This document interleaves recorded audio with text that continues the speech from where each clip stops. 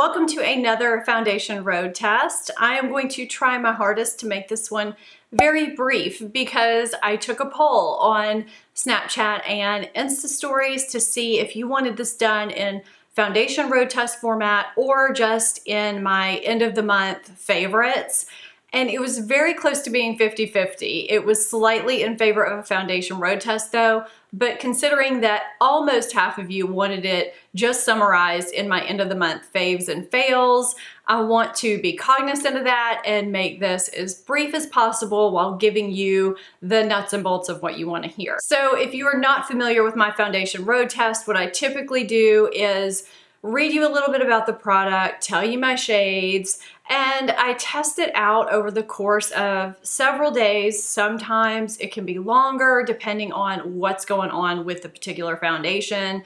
I wear it with different primers, I set it with different powders, just ones that I have and use on a regular basis because I want to give you different perspectives of what it works best with and that kind of thing. And I also apply it in different ways with a brush, fingers, beauty blender, all that business. So with that said, I will get started talking about the DIOR AIRFLASH foundation. So this is a pricey foundation. I got this free to try from Octoly. That does not mean I will give it a favorable review. I've been rejected from some things. I have given some things a negative review that I've gotten from there. I just am always excited when I get approved for things because you never know who's going to accept your proposal or not.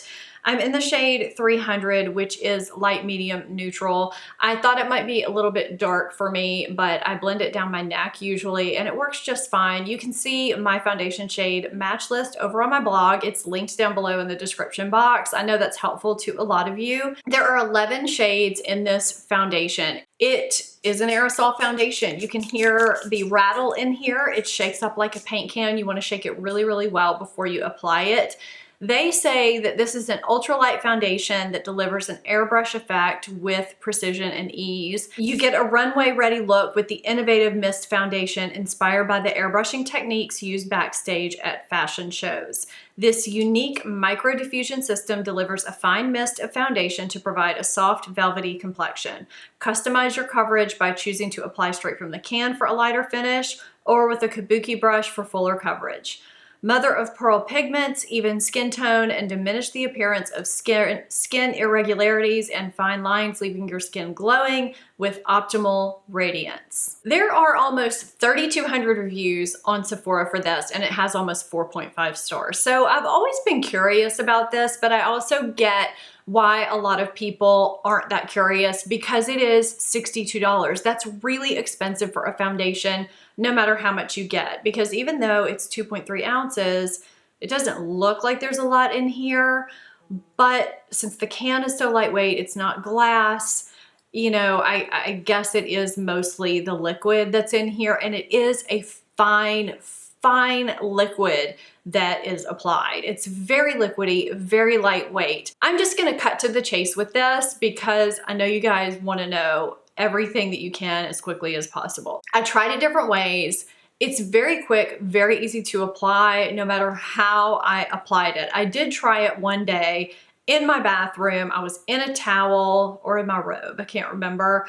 And I put my hair back in just a little headband thing. I just sprayed it on. I don't know how quickly I got ready that day, but it was the quickest I've ever applied foundation in my life. Now, what I didn't like about it was that, you know, it did get on the headband, but it didn't get on my hair that day.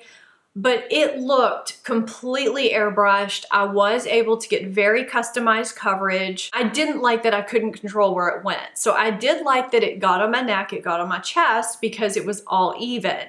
But I had to be in my bathroom. I didn't really notice it on my sink or anything like that because I guess it was diffused by then. But, you know, it was on my eyelashes. It was on my under eye circles. I don't like to put foundation underneath my eye. I like just concealer to be there. So I just used it as corrector that day. I didn't use a corrector and I just used concealer on top of it. But it looked really pretty that day. But that's not my way of applying it because it's just messy. I like to apply it either with a beauty blender or a brush. Either one is fine.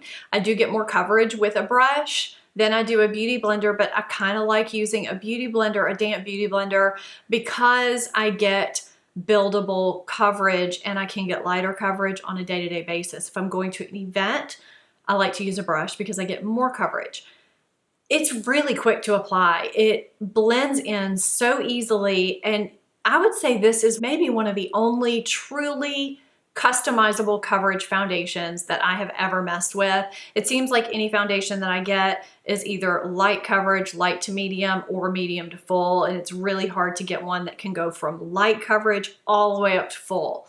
This one really does do that, and it's truly lightweight on the skin, no matter if you wear it light coverage or if you wear it full coverage. It covers really well, even at that lightweight coverage stage. So I really enjoy it because I don't have to spend a lot of time putting on concealer after I apply it. And I like that it feels like nothing on the skin, but it looks smooth and airbrushed on the skin as well. And it applied well and wore well over basically any primer that I used. It does end up with sort of a satin finish after I apply it, but after I set it, it ends up more of a demi-matte finish. It is what I have on today. I have set it with my Maybelline Fit Me powder, which I can't seem to locate right now. I have set it with many different types of powders. I have worn it with many different types of primers, and it's worn beautifully, really, any day I've worn it. I'll say in terms of finish, because it's got that demi-matte finish,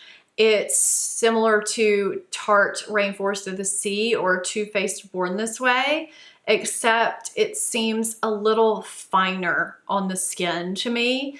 I typically do have to blot periodically. I don't get excessively shiny, but I would say I have to blot around the 4-hour mark and maybe one more time in a typical 7 or 8 hour day. I feel like my makeup looks fresh that whole time. I don't get much more wear out of it than that. So this is not going to be a long wear foundation, but it's a beautiful foundation during the time that I have it on. It looks really pretty in flash photography, as pretty as you can look in flash photography, because flash photography is just not very flattering, period, at all. I avoid it if at all possible. I think that this foundation is expensive, but it is really nice if you want a lightweight, airbrushed foundation look that probably does look very similar to what the Hollywood actresses airbrush on their face. It's really a beautiful foundation, especially if you have an event to go to or if you're on camera or anything like that. There are other foundations that are beautiful at a lesser price point. Should you go out of your way to buy this foundation if you don't really have the money or if you have to budget for it? No, I don't think that that is absolutely necessary. But if you like luxury foundations, if you have the money to spend, I think there's a reason why this foundation is on Sephora with 3,200 reviews and 4.5 stars. It's a truly beautiful foundation. It looks great on camera. It would be lovely for an event or an everyday foundation that is truly customizable and feels lightweight and beautiful on the skin. It is messy to apply if you apply it by just spraying it, but it really is so easy and so quick to apply with a beauty blender. It blends out easily and seamlessly and quickly, but it's costly. So yes, I do recommend it if you do have the money. I think it's a beautiful foundation. So this might be my quickest foundation review in a long time. I hope you enjoyed it. And again, if you're not subscribed to my channel, please hit that subscribe button. And if you are not following me on social media, I'll put those on the screen and down below. And if you're wondering about this eye look and this face look, I do have a demo on this look. I think it's already loaded, but if it hasn't, it'll be coming up soon. Thank you so much for watching. I'll see you guys next time. Bye-bye.